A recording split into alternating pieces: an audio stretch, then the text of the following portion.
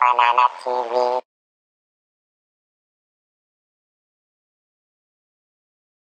Good evening, and thank you very much for coming to our studio. Thanks for having me. So, I will start. Like we said, you affected millions and millions of people around the world. Why is it so effective here in Israel? How come that it's catching in Israel? I'm not clearly sure why, but the only thing that I can figure out is that over the years, as I've talked to tens of thousands of people, I've noticed that people who have been oppressed, Jews, Hispanics, women, blacks, they always respond better to this revolution that I'm involved in because they understand oppression. They've been through it. They know what it's like to be treated like nothing, like their lives don't matter. So that's what I think is going on here. Jews have been an oppressed people for thousands of years. We understand oppression, and we're supposed to not support it. So I'm just pointing this out to everybody because people don't realize how much they're harming animals in their daily lives. So as I point out, the steak, the hamburger, the chicken sandwich that you're eating, the schnitzel, okay, these pieces of meat came off the bodies of living animals who didn't want to be murdered, who didn't want to suffer and die, who didn't want to be tormented. So once I point it out to people, most people, sane people, logical people, make that next step to veganism. You know, for the last few days or for the last few months, I see a lot of demonstrations in Tel Aviv of people demonstrating against the murder of and slaughtering animals and eating animals. And but I pass by and I look at their shoes, and they have leather shoes, and I say, okay, this is like, let's say you have two meanings here. It's like you have this: I'm not eating, but I am wearing. Are they aware? Do they know? Oh, it's by moral standards. No, I don't think they're wearing leather shoes. They appear to be leather shoes because you have synthetic leather that looks just like leather, like you have mock meat that looks just like real meat. I think most people falsely accuse animal rights people of having leather shoes, but they're not. And you'd be surprised. That, you know, you'd be surprised. New Balance, the shoe company, 50% of their shoes are vegan just by default. Even Nike, and I don't support Nike for some human rights issues, but even 50% of Nike shoes are not real leather. So a lot of people are just assuming that vegans and animal rights people are wearing leather shoes. There could be one other issue at play, though. Some people, in fact most people, weren't raised vegan, so they've gone vegan later on in life.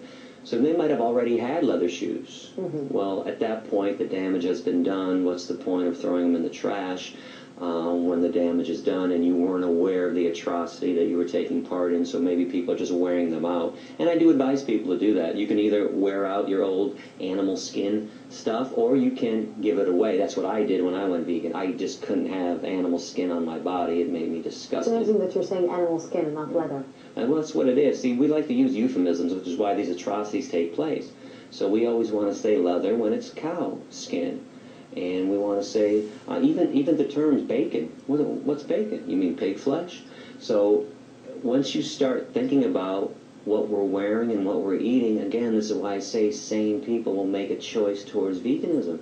It makes no sense. Because if you, let's put it this way, I like to explain how this is the biggest Holocaust that has ever existed. And people get upset at those terms. I have to tell you that I am upset about hearing like Holocaust, comparing the Holocaust to, like every single person that heard your lectures, and to hear this Holocaust, comparing it to animals, it's a little bit, and you know what, and I'm not even Jewish, but it's hurts me. Well, let me explain how this Holocaust is actually worse. I'm offended that we compare human Holocaust to the animal Holocaust, which is the biggest Holocaust in the history of humankind. If you went to the nearest cow or chicken slaughterhouse and removed the animals and replaced them with Jews, you have now recreated Auschwitz. There's no difference. You have a building that exists to dismantle, to torment, to torture, and murder innocent beings. Let's play a time game, a time warp game. Let's go back 60, 70 years. You go back to Auschwitz or you go back to Birkenau, you remove the Jews and replace them with cows and chickens. You still have a Holocaust taking place. In fact, we learned how to kill Jews in the Holocaust. The Nazis did because they studied what the meat industry was doing. We've learned how to torture and kill each other because we practiced on the animals first. But animals are eating animals, you know? Some animals. Hold it, 75% of animals on this planet are herbivores. But it's part of our circle of life. No, it's the circle of torture and death. When you see a lion eating a zebra, okay. and you're... But I notice you have clothes on. And I notice that you have a cell phone and you have a computer. It is unfair to pick one thing that lions do that you want to mimic when you don't want to mimic anything else they do. When lions walk up and greet each other, they sniff each other's ass. When I came in this room, you did not kneel down and sniff my ass. Okay, lions sometimes kill their young when they're runts. Okay, if a human being killed their baby because they didn't want him, we arrest them and charge them with murder. Could you go to a courtroom and say, hey, but Your Honor, lions kill their babies, can't I? It's an unfair comparison. You're not a lion. And just so you know, lions are carnivores. Humans are not. We are herbivores, 100% up and down. You put a 2-year-old child in a crib with a bunny rabbit and an apple, let me know when the child eats the bunny rabbit and plays with the apple. We are purely herbivorous. We have no carnivorous or omnivorous instincts whatsoever. And physiologically, if your jaw moves from side to side in a grinding motion and you chew, you're 100% herbivore. If you were a meat eater like a lion, your jaw would only go like this, up and down, rip and swallow. If you sweat through your pores to cool yourself, you're herbivore. What is your main purpose? Because most of the world won't become vegan. It depends on which day you ask me. The world, injustice can't live forever. The world will become vegan one day. Just like every woman on this planet will one day have their equality with men. Just like one day all oppression will fall by the wayside. Injustice doesn't live forever. And it seems insurmountable, don't get me wrong. I mean, I'm in the trenches, believe me. It looks like and seems like it can't happen. But remember, it took 400 years to convince white people in America not to own black people. You can see why this is taking so long. We can't even treat each other with kindness, let alone treat the chickens and the pigs and the turkeys and the insects of the world with kindness. But I think we can treat each other with kindness one day once we learn how to treat the animals with kindness. You know, I'm feeling a little bit uncomfortable because I just had a steak for lunch, and it's still I'm not convinced 100% that I should stop eating meat for the rest of my life. It's not that I'm eating meat every day, but I do love my steak on the plate once a week. So you have now 2 minutes to try to convince me eat meat once a month. I don't want to convince you to do it once a month. I want to convince you never to do it. Okay, you have to put yourself in the animal's position. Imagine that you were raped to impregnate yourself. Okay, somebody raped you to impregnate you. You gave birth to this baby. This baby was stolen from you at birth. That baby was fattened up with corn and soy and wheat and oats. That baby was put on a concentration camp truck, sent to a slaughterhouse, hung upside down, fully conscious in front of all of her own species, screaming, terrified, in fear, knife shoved into, her throat, cut up into pieces. Where's the justification for this? And it's not your steak. You said my steak. I'm very big on language. That steak was never yours.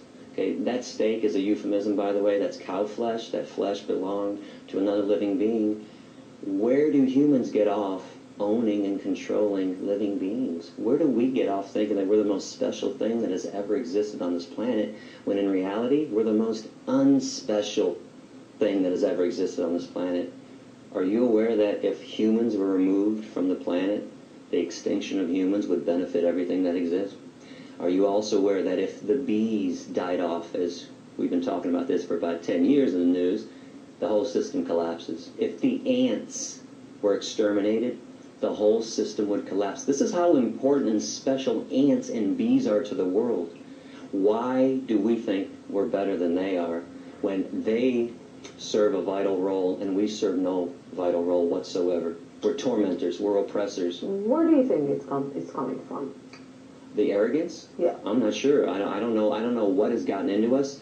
Besides death and torture and murder, I think when you put violence in, you get violence out. You consume discrimination and death, you're going to, exude the same horrible things. Because some people may say the same things about you.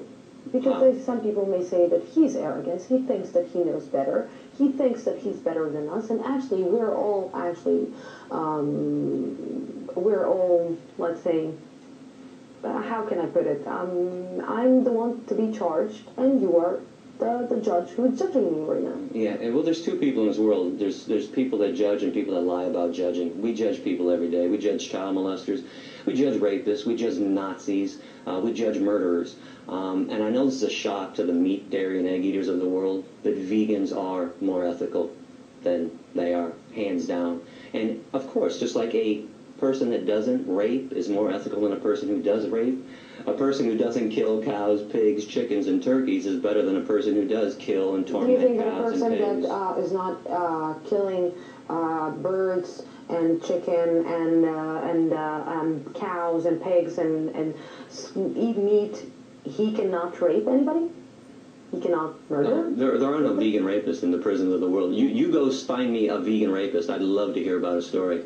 I'll show you prisons around the world full of meat, dairy, and egg-eating rapists and child molesters and murderers and people that rob and steal. In fact, I'll even take it a step further when we talk about health. Go find me a hospital with a bunch of sick vegans in it. I'll show you hospitals full of people with heart disease, cancers, diabetes, osteoporosis, kidney problems, etc., all stemming from animal protein, the main cause of every major disease on this planet, and in addition to all the fat from all the animal products and cholesterol and the saturated fat and Hitler trans. was a vegetarian. Hitler was not a vegetarian. That's a complete lie. A complete and utter lie from Goebbels, his propaganda minister. Hitler did have a lot of power, didn't he?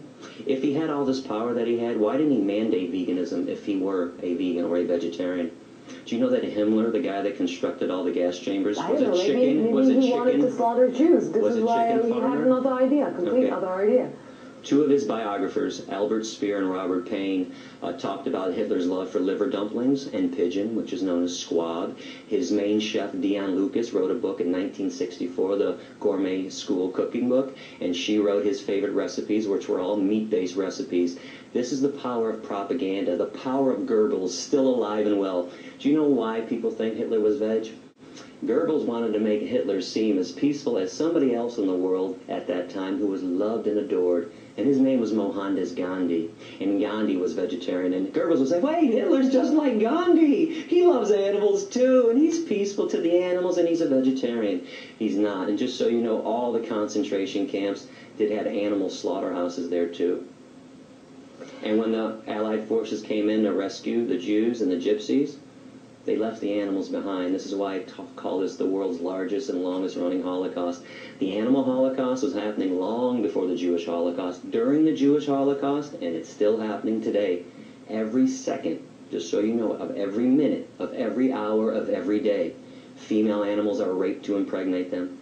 Every second, animals are being killed. Every 60 billion animals every year. Do you accept, or do you understand, or that people are calling you terrorist? Sure. What else are they going to call me? You couldn't sleep at night if they called me a compassionate human being, because I'm calling them out. And as we go back in time and look at all the other people that we adore now, collectively, we all agree, Gandhi and Dr. Martin Luther King, and all these people, Rosa Parks and Cesar Chavez, you know, they were not loved during their time. They were despised. They wanted to make change, massive change. It's only later on that a society looks back at revolutionary activists and says, oh, man, he was great. He was just trying to bring peace and justice. I'm trying to bring compassion to this world. It's amazing that I'm called a terrorist. And if I'm called a terrorist for saving animals, what do we call people that kill animals and torture animals and eat animals? One last thing before we have 20 seconds. What did you have for lunch? I had a vegan schnitzel and a vegan burger from the vegan shawarma place in town, my favorite restaurant. Vegan schnitzel, vegan shawarma, vegan schnitzel, vegan hamburger. Gary, thank you very much for